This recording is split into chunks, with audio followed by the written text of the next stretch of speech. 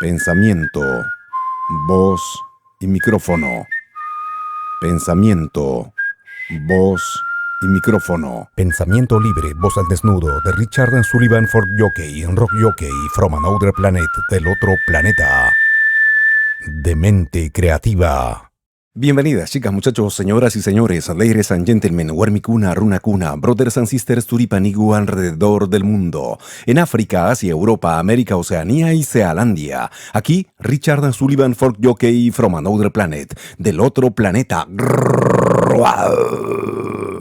Listo para sacudir cada molécula de tu existencia humana a través de www.radiotushurami.com, la Universidad del Folclore.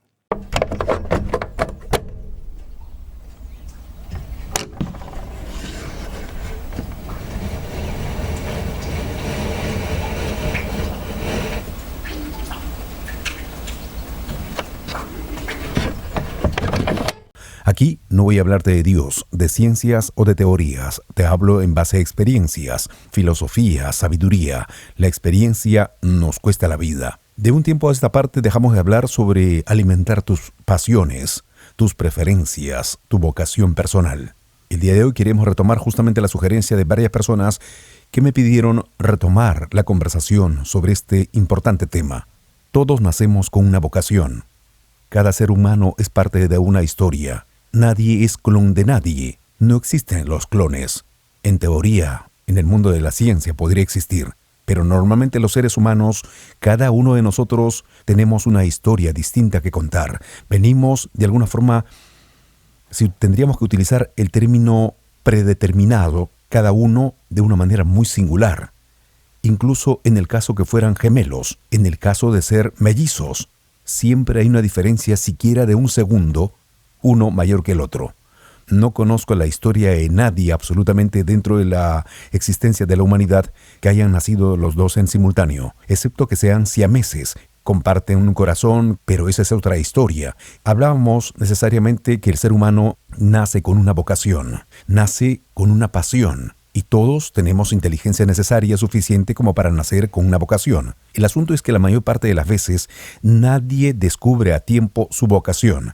Lo descubre cuando tiene 30, 40, hasta a veces 50 o 60 años. Pero ya es demasiado tarde, porque ya tiene familia, porque uno tiene que ser consecuente, inteligente y al mismo tiempo darse cuenta que la vida es casi a modo de una pirámide. La parte más alta de la pirámide es el punto medio de nuestra vida. Se dice que muchas veces en Sudamérica 60, 70 u 80 años. 80 años. Tomemos ese punto de referencia. La mitad de 80 serían 40. Hasta los 40 tienes que haber de alguna manera realizado tus más grandes hazañas. Es decir, haber encontrado el verdadero sentido a tu humanidad.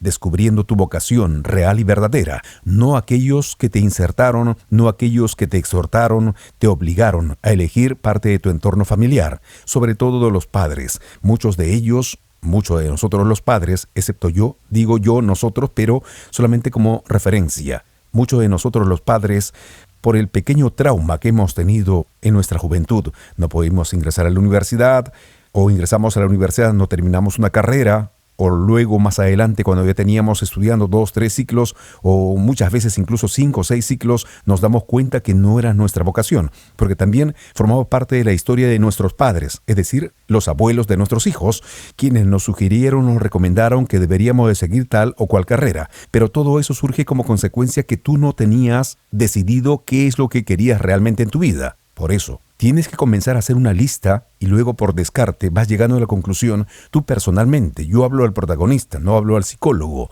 no hablo al especialista. Hablo de ti como persona y mi individual, seas hombre o mujer. Escuchaste bien, dije hombre o mujer, no contemplo otras especies.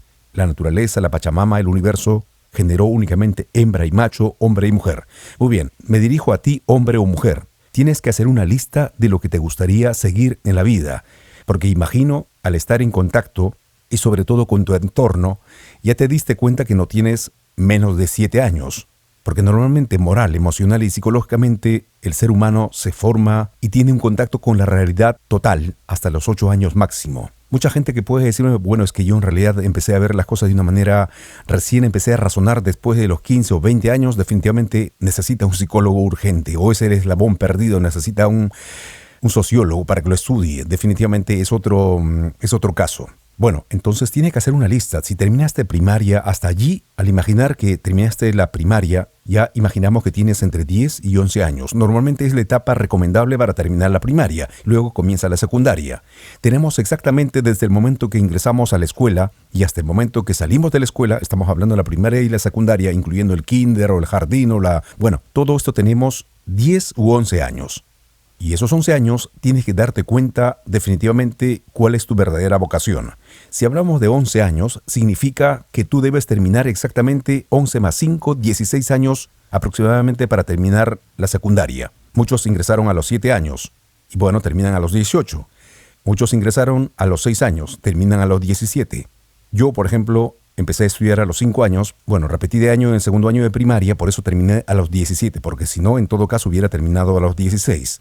Pero yo a los 13 años, mucho antes, incluso cuando terminé únicamente la primaria, yo ya tenía una lista de lo que yo quería hacer y por descarte, al final de cuentas, descubrí cuál era mi vocación. Para eso nadie tuvo que sugerirme. Aunque mi padre quería que yo sea simplemente 3 cosas en la vida. Eso es lo que dicen la mayor parte de los padres. No sé en referencia a qué tienen o cuál es la referencia principal que ellos tienen. Probablemente en experiencia en su propia vida. Pero si hablamos de su propia vida, ellos son nuestros padres, no son nuestros dueños, no son nuestros propietarios. Y nosotros no le pertenecemos a ellos.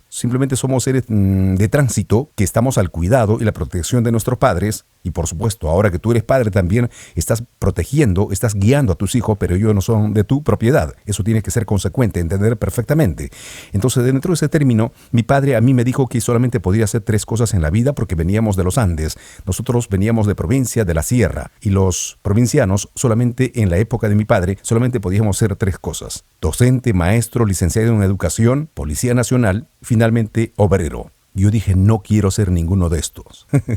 Pero elegí un futuro para mí productivo, para mí satisfactorio, sobre todo alimentar mis pasiones. Y toda la vida me he sentido orgulloso porque yo elegí ser lo que soy. Allí perfectamente cabe la palabra. Todos somos arquitectos de nuestro propio destino, constructores, arquitectos de nuestro propio destino. Y para eso, como te das cuenta, yo no tengo que estar hablando de Dios, que Dios me guía mis pasos, que nada, para nada. A mí nadie guía mis pasos. Yo decido ir a donde voy, yo decidí siempre dónde estar, qué hacer. Uno tiene que estar bajo el dominio de todas sus facultades y hacer las cosas realmente de una manera decidida, en confianza contigo mismo, porque la personalidad está allí. Elige una profesión, elige una pasión, desarrolla tus vocaciones, si tienes varias, desarrolla tu vocación si tienes una, pero aliméntalo, ensaya todos los días. No te olvides que la práctica hace al profesional, eso es lo más importante, y tarde o temprano, eso te va a dar todos los frutos que esperas en tu vida.